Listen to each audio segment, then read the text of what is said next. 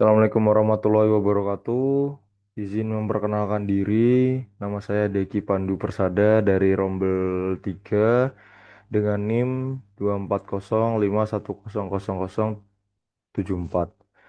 Di sini saya akan menjelaskan proyek akhir saya yang berupa membuat sistem elektronika dari aplikasi LT Spice ya. Jadi eh saya eh, di mata kuliah sistem instrumentasi dan sensor ini, saya tuh ingin menjelaskan tentang rangkaian pengondisian sinyal analog integrasi.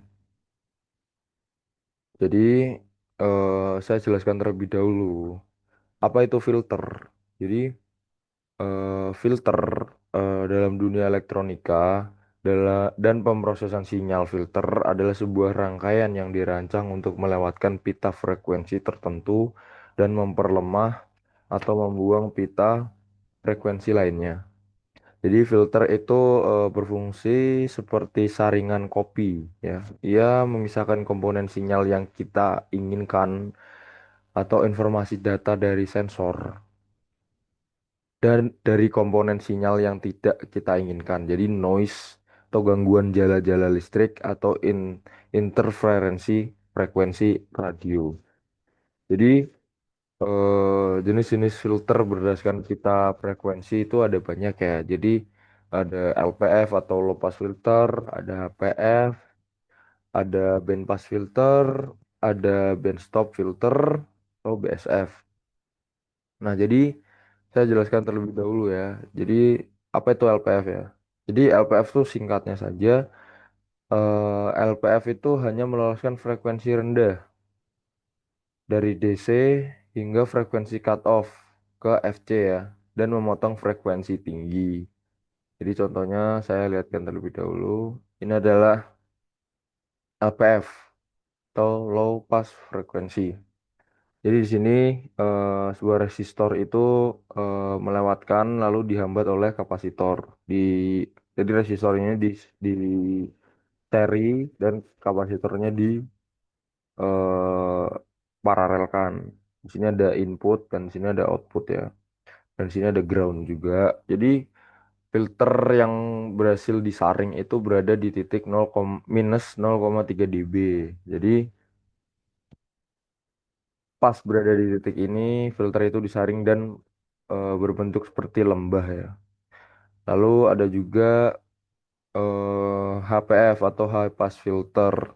Jadi HPF itu hanya meloloskan frekuensi tinggi di atas frekuensi cutoff dan memotong frekuensi rendah. Jadi saya akan tampilkan HPF ya. Jadi seperti ini adalah HPF. Jadi HPF ini yaitu hanya meloloskan filter tinggi. Jadi frekuensinya itu yang berhasil disaring itu berada di atas titik cutoff dan memotongnya dipotong di bawah minus 0,3 dB. Jadi filternya ini seperti berbentuk gunung. Ya sama seperti yang tadi kapasitor itu di seri ya dan resistor itu dihambat. Resistor itu di paralel dan ada ground juga yang menuju pembumian untuk menyaring filter yang tidak diinginkan. Lalu ada juga band pass filter. Kita bukakan terlebih dahulu.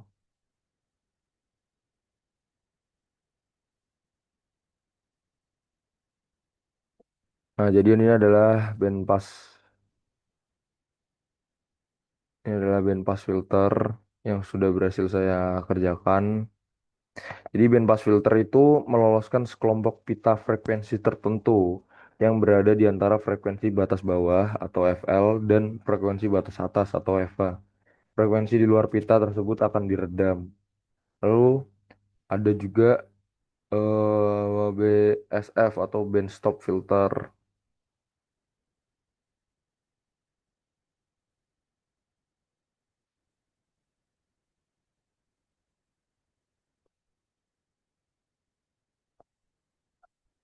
Nah, jadi saya juga membuat tentang komparator, yaitu seperti ini komparatornya. Jadi ketika di sini saya mempunyai komponen yaitu berupa DC volt, kalau ada LED, ada OPAMP, ground, dan potensiometer. Nah, ini saya buat waktu kemarin tuh ketika saya start, terus saya run. Ini akan hidup ketika potensiometernya saya ke titik 0%. Ketika saya tambahkan atau saya putar ke kanan, potensinya LED-nya akan mati. Berapapun itu dia akan mati. Namun ketika saya kurangi ke titik 0 akan hidup kembali LED red-nya. Nah, kembali lagi kepada rangkaian saya yang tadi. Saya akan jelaskan terlebih dahulu ya. Jadi perbedaan filter pasif dan aktif itu tadi apa? Yaitu perbedaannya ada di karakteristik. Jadi komponen penyusunnya. Ketika filter pasif hanya menggunakan komponen resistor, kapasitor, dan induktor. Filter aktif tuh bisa menggunakan OPAMP, guys. Jadi lalu ada karakteristik penguatan atau gain. Tidak bisa menguatkan sinyal ya kalau filter pasif. Maksimalnya hanya 1 atau 0 dB. Jadi sinyal cenderung mengalami pelemahan. Jadi kalau filter aktif itu bisa menguatkan sinyal analog. Dia bisa lebih dari 1 atau lebih dari 0,00 dB. Lalu ada perbedaan impedansi ya. Impedansi output relatif tinggi kalau yang filter pasif itu. Sangat rentan terhadap efek perbedaan atau loading effect. Lalu ada juga filter eh, aktifnya itu untuk impedansi input ya sangat tinggi dan impedansi input itu output itu sangat rendah berkat adanya OPAMP. Sinyal tidak akan drop saat ditransfer atau tahap antar tahap gitu. Lalu ada kebutuhan daya, tidak memerlukan satu daya eksternal untuk bekerja pada filter pasif. Lalu juga ada wajib menggunakan satu daya eksternal atau VCC atau VEE untuk menghidupkan OPAMP. Jadi simpelnya itu filter aktif itu dapat berfungsi ketika ada daya tambahan. Nah, filter pasif itu tidak membutuhkan daya tambahan gitu. Ya, cost-nya itu lebih mahal yang filter eh, pasif gitu karena kapasitornya filter aktif sorry. Kalau filter pasif itu lebih murah namun berat. Nah, kembali lagi ke project saya yang ini, latar belakang ya. Kenapa saya milih ini itu dalam aplikasinya, sinyal yang dihasilkan oleh sensor industri sering memiliki amplitudo yang sangat kecil, berkisaran milivolt, dan bercampur dengan berbagai jenis gangguan, noise, mekanis, bising, thermal, atau induksi kabel. Lalu jika saya mencatat sinyal ini langsung menggunakan microcontroller atau ADC, data akan salah gitu. Dia alasan saya memilih ini itu pertama itu untuk solusi total sinyal analog gitu. Rangkaian ini tuh mempresentasikan sistem front-end industri di mana proses pembersihan sinyal BPF aktif, pengubahan untuk detektor puncak dan digitalisasi komparator digabung dalam satu sistem. Lalu ada efisiensi ruang atau biaya dengan memanfaatkan IC OPAMP atau tipe ganda dual OPAMP seperti LM3358. Jadi saya dapat menjalankan fungsi penyangga atau buffer dan pembanding atau komparator sekaligus hanya dengan satu chip integrasi. Lalu alasan saya selanjutnya ada mencegah loading effect. Penggunaan topologi filter aktif memastikan bahwa pelemahan sinyal di tahap penyaringan tidak akan mengganggu akurasi deteksi tegangan di tahap kompresi. Lalu ada eh, saya jelaskan ada identifikasi komponen-komponen dan nilai parameter. Jadi rangkaian yang dirancang pada simulasi LT-Spice ini ya komponen standar industri atau sesuai PUIL dan nilai parameternya itu pertama ada V1 sinyal sinusoidal atau AC. Amplitudenya saya setting 6 volt, frekuensinya 1, 1,05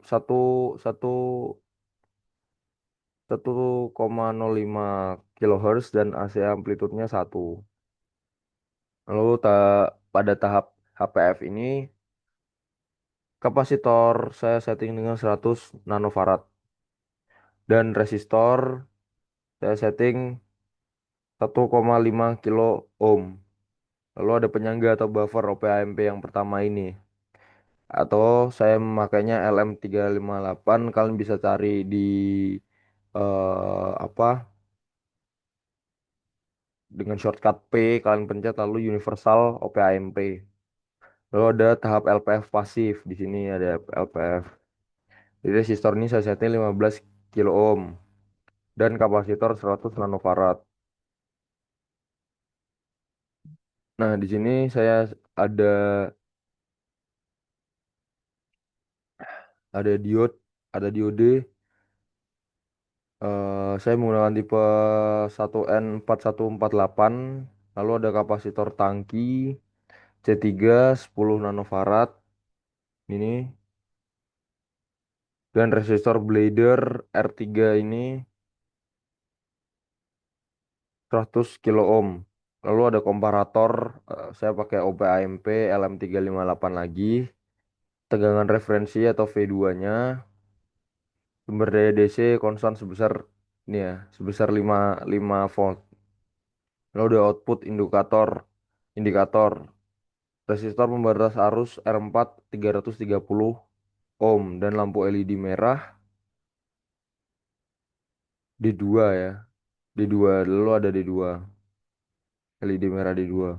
Satu daya utama ini 15 volt PCC-nya ya dan minus 15 volt untuk PE-nya untuk suplai daya di OPAMP. Kapasitor stabilitator jalur C4 100 nanofarad dan C5 100 nanofarad juga dan C6 1 nanofarad. Nih. Lalu saya jelaskan sistematis sistem cara kerjanya. Jadi rangkaian ini tuh bekerja secara sekuensial yaitu berurutan dengan dari kiri ke kanan melalui 4 tahapan utama. Jadi pertama ada input sensor AC. Di tahap pertama ini aktif ke BPF-nya ya. Lalu tahap 2 ada peak detector nih. Dan tahap 3 komparator ini.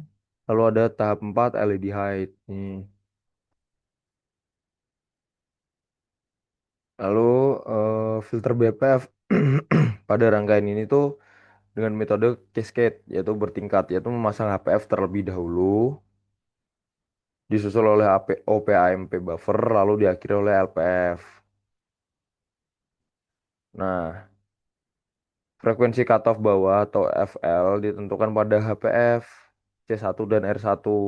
Ini dengan rumus FL sama dengan 1/2 pi kali R1 dikali C1 sama dengan 1/2 pi dikali 1500 dikali 100 kali 10 pangkat min 9.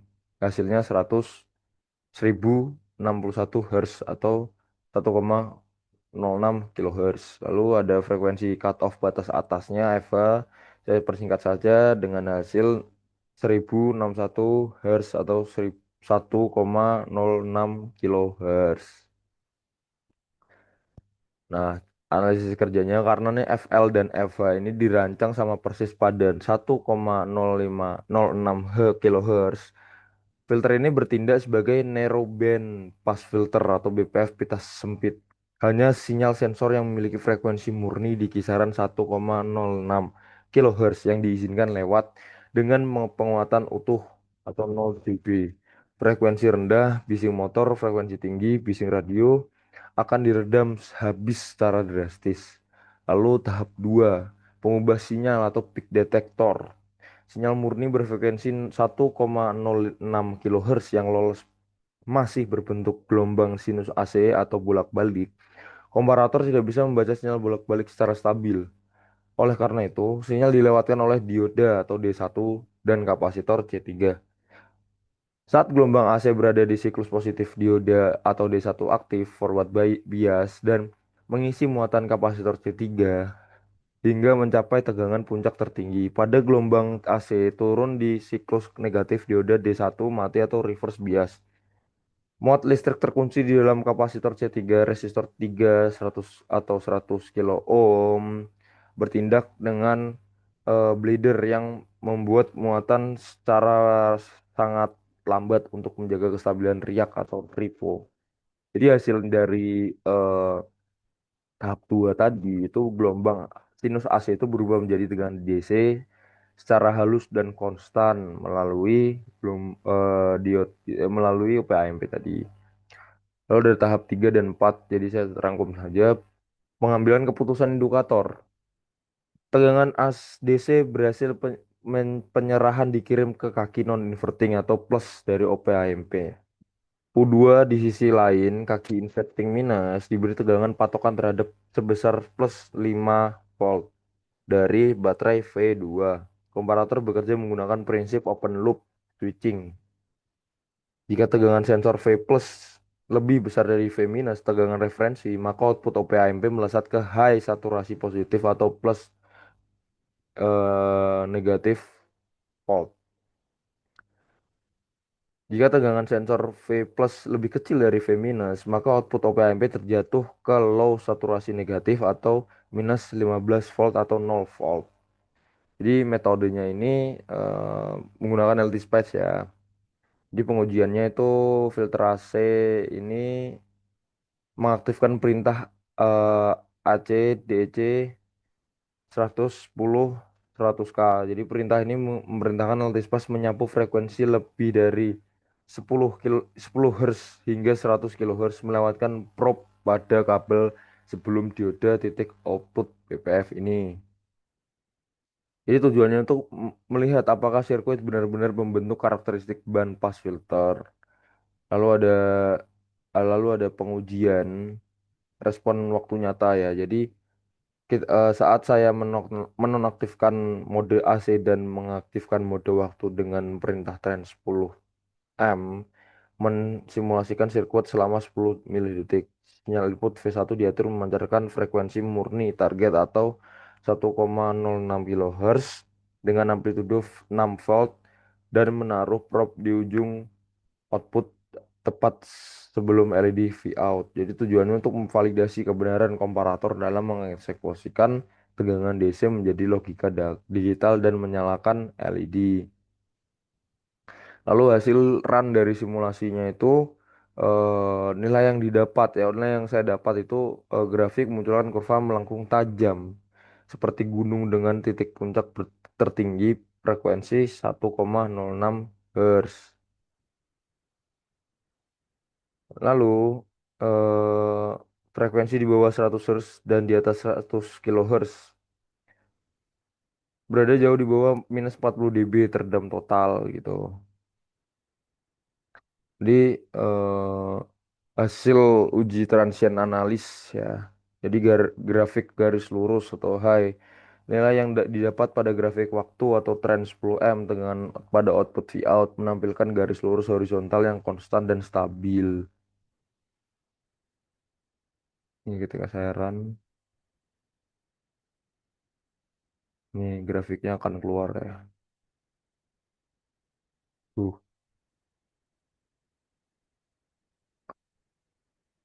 Nah, mengapa pada grafik waktu tren 10M tegangan pada output Vout menampilkan garis lurus horizontal yang konstan dan stabil pada rangkaian sekitar 14,1 V.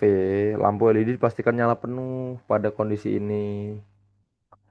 Jadi, mengapa saya mendapat nilai itu? Karena nilai tegangan detektor puncak input AC sebesar 6 volt yang masuk setelah melewati filter BPF dan mengalami pemotongan tegangan ambang atau barrier voltage oleh dioda silikon D1 0,6 volt sampai 0,7 volt menghasilkan tegangan DC stabil sebesar plus 5,4 volt di kaki non inverting plus U2. Jadi untuk kesimpulan presentasinya,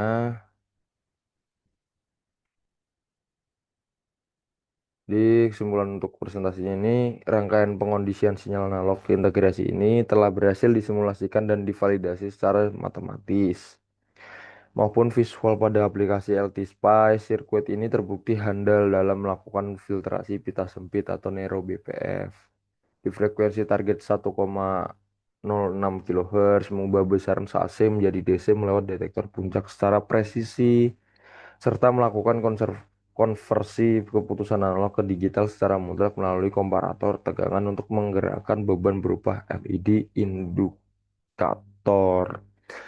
Nah, jadi seperti itu saja presentasi saya pada